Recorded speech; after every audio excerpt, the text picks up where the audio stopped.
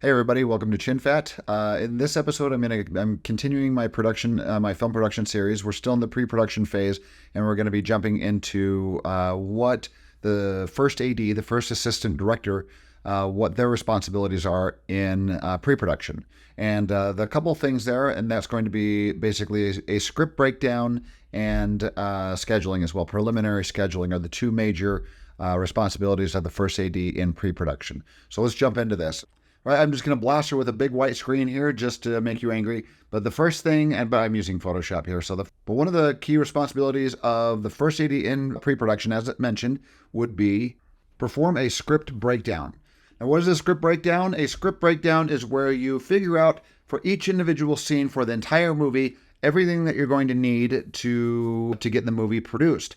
That's going to be things like, well, first of all, the cast, locations, props, what kind of props you're going to need, what sort of set dressing you're going to need, what sort of vehicles you're going to need, like things on camera I'm talking about. If you need animals, if you need anything, whatever you need to produce the movie, you basically break it down on a scene-by-scene basis to figure out what exactly you need. And the second one is create a preliminary schedule. Schedules change as the production begins, but initially the first AD will make this preliminary schedule and then get it approved by the unit production manager, the director of photography, all the key personnel in the production department. Now, when it comes to doing a script breakdown, there's several different apps out there that can be used. Pretty much every one of these, though, charges. So you either have to buy the software or you have to subscribe to it. The most popular one in Hollywood would be Movie Magic. This is the industry standard for movies in Hollywood. And they do have a budgeting and scheduling software that helps you do script breakdown as well as scheduling. Outside of that, the next really popular one in the US would probably be Studio Binder. Studio Binder also does a script breakdown and does scheduling as well.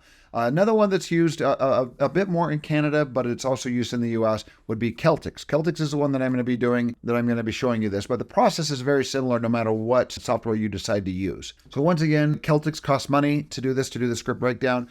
They allow you, when you sign up for it, you can use it as a free screenwriting software, but you can have up to only 3 projects in Celtx unless you subscribe to them. They will let you have a total of 3 projects, but that only includes screenwriting. It does not include script breakdown. And all 3 of these that I've mentioned will charge you money, and I'm not sponsored by any one of these.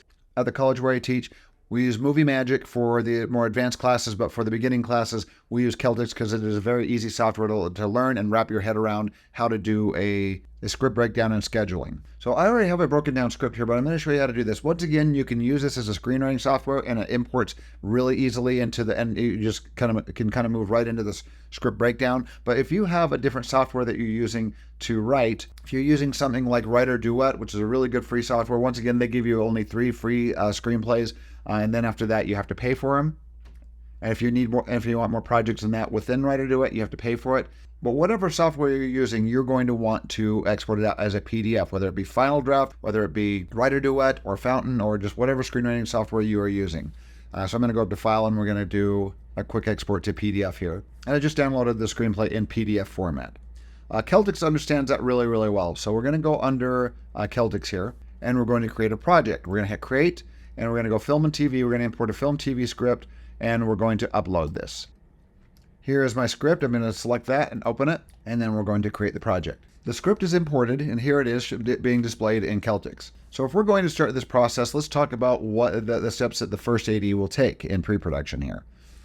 So once the script is locked, and what I mean by locked is that basically means there are no longer going to be any intended changes. You think the script is complete, the director thinks the script is complete. Sometimes they send the screenplay back to the writer, and they'll make some notes with changes, and then the writer will do those changes, and they'll keep making changes in pre-production up until the point that they know, okay, this script is ready to go, and I am ready to shoot this script. So once that script is locked, you're going to import it into your software. You're going to make sure that you're adding scene numbers to the scene headings. This is going to be very important, giving each scene its own permanent number. And Celtx will do this automatically. It will read scene headings. A scene heading, you have a scene heading. If you're not familiar with this, you can go back to the screen. In the same playlist here, I've got my screenwriting lessons, and you can go back and kind of go through those, and it will talk about what a scene heading is and why that's necessary. But each scene, a scene heading is either where you change a location when you got a new location in a screenplay, or if you have a gap of time. If you're in the same location and there's a gap of time, like 2 weeks take place, and then you come back to that same location,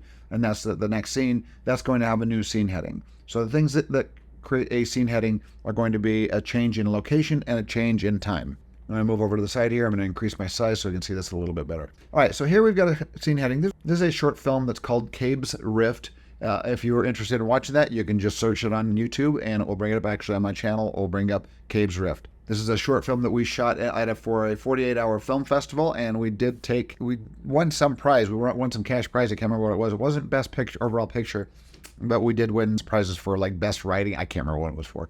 Anyway, so what we've got here is we've got scene 1. And then, by the way, if you're in Celtx and your scenes are not showing, you go under View and you go under Scene Numbers and tell it to show. I like to show on both columns just rather than left or right. If you put on left or right, then it just shows on the left or the right-hand side, but I like to show it on both. So let's see how many scenes we've got for this here. We've got scenes 2, 3, 4, 5, 6, 7. So we've got 7 scenes in this short film here. So once the script is locked, you've got it imported and you know the amount of scenes that you have, you're going to perform the script breakdown. Now, once again, this is showing everything that is needed to shoot each individual scene. That includes actors, locations, props, set dressing, makeup, sets, anything else that you need to shoot that movie. You're basically making a database of what is needed to shoot each individual scene, and also you'll have a master catalog showing everything that is needed to shoot the entire movie. So the way you do this is quite easy. As you start reading the entire screenplay, this is what a first AD will do. It's their job to read through the entire screenplay and highlight everything that they need, that is going to be needed to shoot the movie. So we're going to start reading through this. Before we do, we need to go over into, this is in just the screenwriting mode here, so you can make changes to the script. But once a screenplay has gone into pre-production, gone into the script breakdown mode, if you're going to make changes, you have to make sure that you're not going to change the scene numbers. So if a director or a screenwriter figured that they needed to make some changes, but the script has already gone into the script breakdown mode, it could screw up the schedule. They can still make changes and add to the script, but they likely need to talk to the assistant director first to make sure that those changes aren't going to screw up the scheduling. So let's show you an example of this here. Like this is scene number 1, interior garage. And as you move down, this is exterior Cabe's house, scene number 2. And then scene number 3 is interior garage again. So in the future, if I was going to schedule this, I would probably shoot scenes 1 and 3 for the same shoot because it's in the same location. You can shoot way more efficiently by shooting, rather than shoot this whole thing in order, you can shoot all the garage scenes and then shoot all the exterior scenes and so on, and it will make the production way more efficient. But let's say that the director comes in and wants to add a scene here and doesn't tell the first AD about it. If they come in here and let's say we're going to add a new scene right here, and we'll call this interior, I don't know, market day or something like that, just making up something. Then I add some details here. Something happens. I mean, that's obviously they'd have more than that to say, but let's say we've added a scene right there. Now on the schedule, let's say that the first AD has already made a schedule and said, we're going to be shooting scenes 1 and 3, since they're in the same location, on this day of the week, on like Monday or something like that. But the director went in and made a change, so now this screwed everything up, because now the scene 3 is now the interior market, and that's going to take place at a completely different location. So now the interior garage became scene 4. So once the script starts getting broken down, these numbers need to stay permanent for these individual scenes. That doesn't mean you can't add a scene. Let's show you how to add a scene here. And at every breakdown software will have its own way of doing this. So let's say that the director is going to come in and make a change here to the script, but the script breakdown has already started. So what they can do is they can go up to Edit and go to Revision Mode. And Revision Mode is going to maintain all the scene numbers and not screw up the schedule. And the first revision is going to be in blue. They have these colors in this order for revisions. This is pretty standard for filmmaking to have these colors. In fact, when they issue changes on set, if they did a change while they're in production, the first color would be white, just be white sides that they deliver to the actors and the crew. And then after they make a revision, they're working with blue, and then with pink, and then with yellow. And they actually print out these sides on those specific colors as they get handed around, so everybody knows they're working on the latest changes that have been made. So we're going to say blue, make the changes here, and we're going to go down to scene 2, and we're going to add a scene. Now watch what happens when we try to add a scene. Instead of making a scene 3, it does increments in between scene 2 and 3, and it will call this scene Interior Marketplace Day, Stuff Happens. And notice it highlights it in this color here. For the digital version of it does it in this color, in that blue color. But when this is printed out, it will be printed out. It won't have those highlights. It'll actually have asterisks next to it to show where the changes are. Let's go to print this and show you guys. Scroll down to the changes here to scene 2A. And you'll notice it has asterisks on the side there. They don't want to put this in a blue highlight like that, because when they print it out, it won't. Put it on blue paper, it will not show up as well. It won't be as prominent. So anyway, so now it shows the asterisk, and they know that this is going to be printed out on blue paper. Then those sides are handed out with the changes. And that way it doesn't screw up the subsequent numbering of these scenes that have likely already been scheduled. All right, so let's get into the breakdown now. And once again, breaking down a script is highlighting everything that you need to shoot an individual scene. And you do that for the entire script, for each individual scene. So we're going to go to breakdown here. So we're going to go up to this little tools tab right here, and we're going to click on breakdown and start doing the breakdown. It'll bring up this different looking format for the script here that makes it easy to perform the breakdown here. Now, so when I start reading this scene by scene, if I'm the first AD sitting down ready to break this down, I'm going to say, okay, within scene 1, what's everything we need to shoot this scene? Within scene 2, what's everything we need to shoot that scene? Within scene 3, and so on, what's everything we need to shoot that scene? So I'm going to start reading through this. For scene 1 here, we're going to start reading through this, and we're going to highlight everything that we need and add it to a master catalog.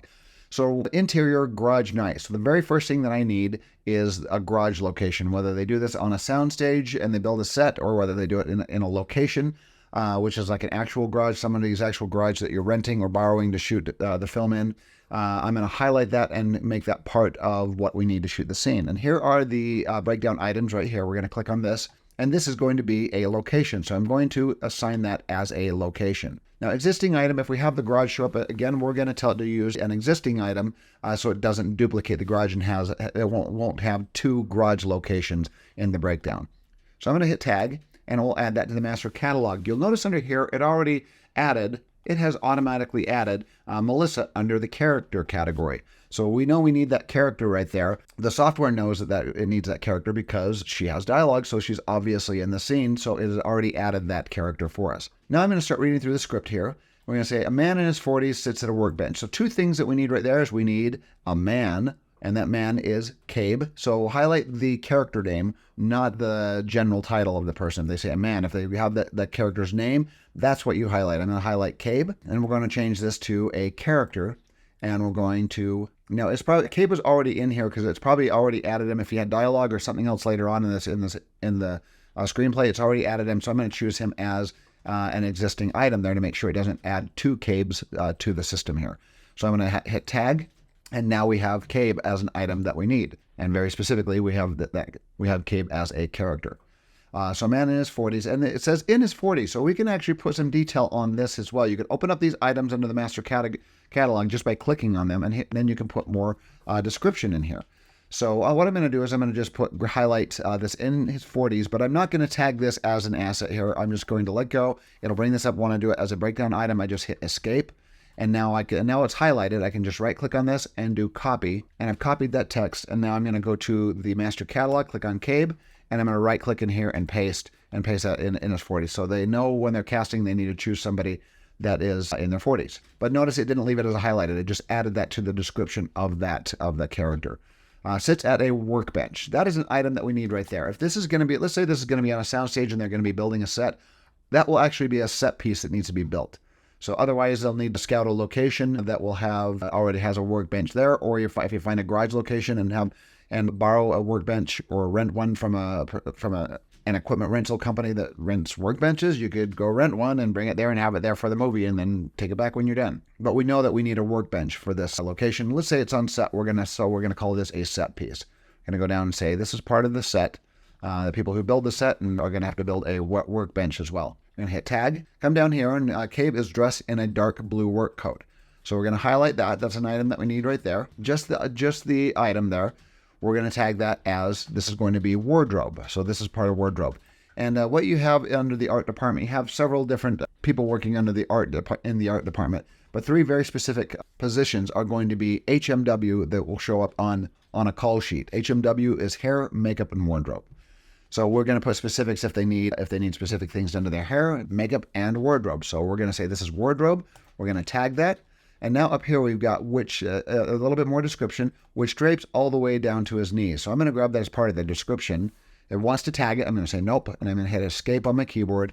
I'm going to right click on this, and I'm going to copy it. And I'm going to go down to wardrobe, click on it in the master catalog, right click and paste. And done there, and add that as part of the description. But notice it doesn't highlight it in colors. And all these colors that you got going here are these are color coded for different tagged items like props, set dressing, set pieces, characters. They're going to have their own color in each category will have its own color. Going to move down here. He also sports a dirty face, which blends in with his 5 o'clock shadow. That is going to be makeup. The dirty face here, we're going to highlight this, and we're going to make this makeup, and we're going to tag that, and then we're going to put some description here. This is some extra information right here. I'm going to put that in the description right there, but I also probably want to mention what character that the makeup belongs to. So I'm going to copy that. We're going to go under dirty face, just say for Cabe, so they know who the makeup is for, and then paste the description in here as well. So paste, and even if you want to change some of the language, you can. Must blend with his 5 o'clock shadow. Done. So you can put whatever information you want to in there that you think will be helpful for the art department. Okay, on the workbench in front of him sits lots of equipment. So I'm going to highlight lots of equipment, and we're going to put that. Now, brings up an interesting question here. What is that lots of equipment? If it's stuff that is touched and picked up and used in the script and it mentions it, those are going to be props right there. But this is just generic stuff that's just sitting all over the desk. Some things he does end up using in the script, and we will make those props. But this general description here is going to be what they call set dressing. Set dressers come in and they will dress the set. They'll come in, they'll bring photos they'll put on the wall, they'll put frames on the wall, they make the space look lived in, they will put clothing sitting on beds and items on tables, dishes and whatnot sitting on tables, just to kind of junk it up a little bit and make it look like it is a lived in space. And if you're doing like an office desk or something like that, they'll probably put just tons of stacks of papers and pens and other office-y things on top of the desk. That's what the set dressers do. But once that character picks something up, if it mentions that Cabe picks up a coffee cup and sips it, and it was on his desk, on his messy desk, and that would be a prop, because that's the one that's actually being interacted with. And if it's something that they reference and say, hey, look at the clock on the wall, look what time it is, and you cut to a shot of the clock, that's going to be a prop as well. Otherwise, if it's not really mentioned, referred to, or touched, it's going to just be set dressing. So we're going to tag that. But down here, it has a definition or a description of what the lots of equipment is. So it's electronics, small motors, computer boards. It's an outlet strip with lots of plugs plugged into each other right up to there. Hit escape to get out of that, because we're just gonna right click and copy it, and then we're gonna go to the lots of equipment, and we're gonna paste that in here as part of the description. Now, within each one of these categories as well, say the director finds something that they would like to be in the scene, like some sort of a specific type of computer, like an old Macintosh computer or something like that, or ColecoVision. There's a flashback. He can download images off the internet and add images in there, so the art department knows what kind of equipment they need to get. Okay, so here's another thing that we might need to highlight here. There's a low electric buzz, even though that's sound, and that's probably something that post-production sound is going to do. We're going to put that in as either sound or a sound effect. I'm going to put it in as a sound effect here, and we're going to tag that. So they might not need to know that but sometimes if there is a sound that people are reacting to or need to know that it's there when it really isn't there and it's going to be added in post-production, you might need to let people know, get a heads up just in case there's something like a reaction or something the actor needs to do. Next, we have greasy hamburger, tater tots, and drinks sit at the end of the table.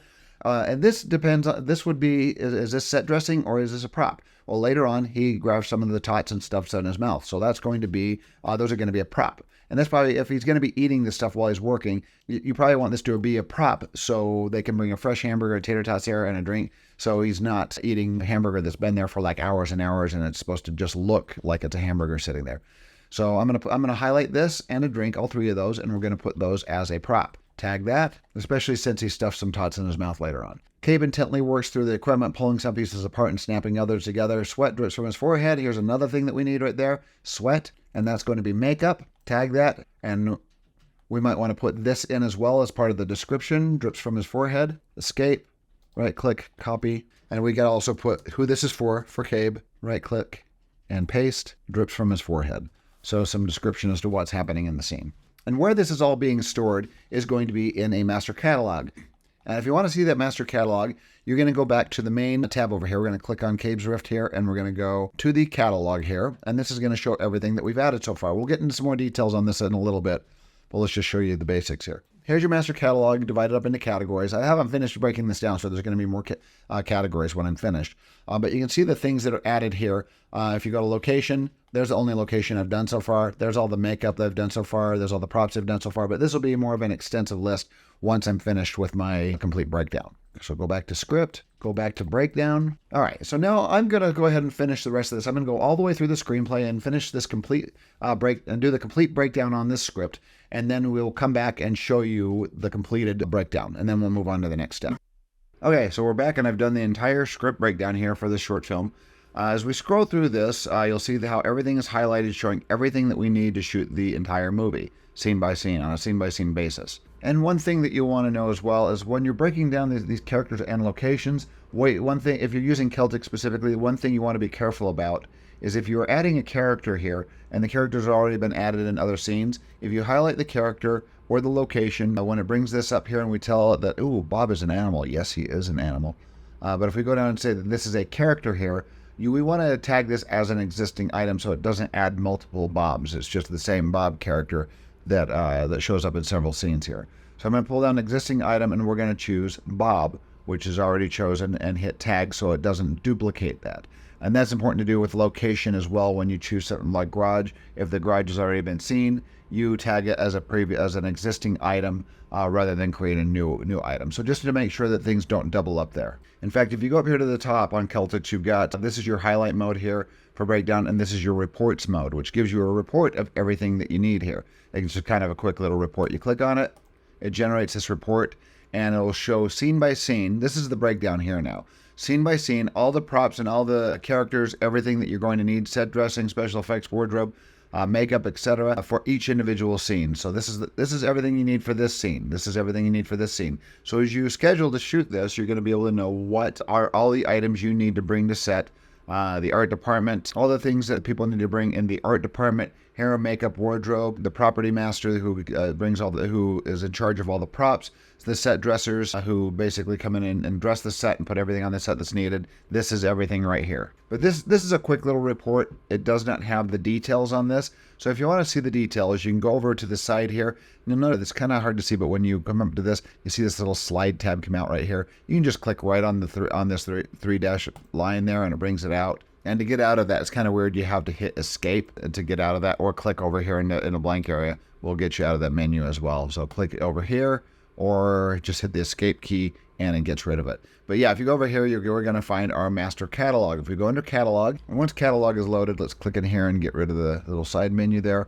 Under all departments here, it shows everything that you need to shoot this entire movie. And now you've got the descriptions next to it as well. You have all the descriptions. And if you click on something individually, if you decide to upload like a photo or something like that to give an example, it'll add that photo to it. It'll be there right in these individual items. So as the art department starts figuring out the shoots that are coming up, they can look at the scenes that are going to be shot, and they can look up the items that they need to have for that specific shoot. Then if you want to go into specific categories here, you can see how many characters. So if you want to see how many characters you need for the movie now, you can click on character, and it will show you all the characters with the details that you've added to it.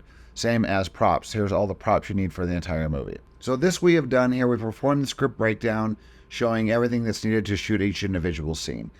So now let's go to our next step here, and that is as the pre-production continues, as the location scouts find locations, and as the casting department will start casting people, and as the UPM begins to hire crew positions, and everybody in their department are hiring their crew positions, you start gathering these names and contact info, their email addresses, their phone numbers, things like that, and we're going to start adding it all to the system here.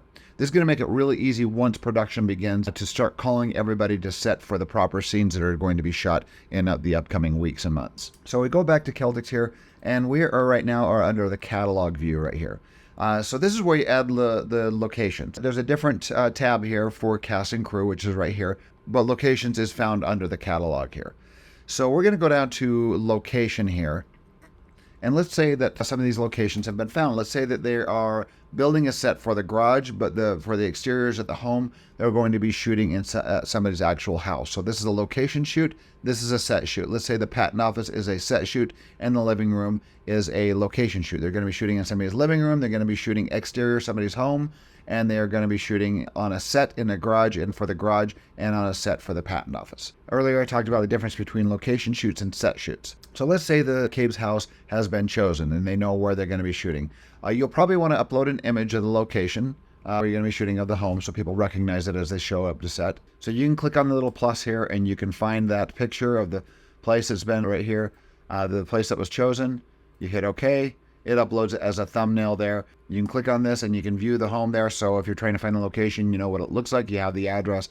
But let's go under our description here. You can put any description you want to in here. This is at so-and-so's home. Tags, if you need the words to search for this location, especially on a feature, tags would be very important. Any comments from maybe the director. But this is the important information down here is contact information. So you might be putting the contact information for the locations manager here. The one that's keeping track of the locations and helping scout locations. You'll put that person's name there, but then you'll put their email here so they can be contacted, phone number, cell number, etc. But under the address here, you have to arrow down to get to the address here.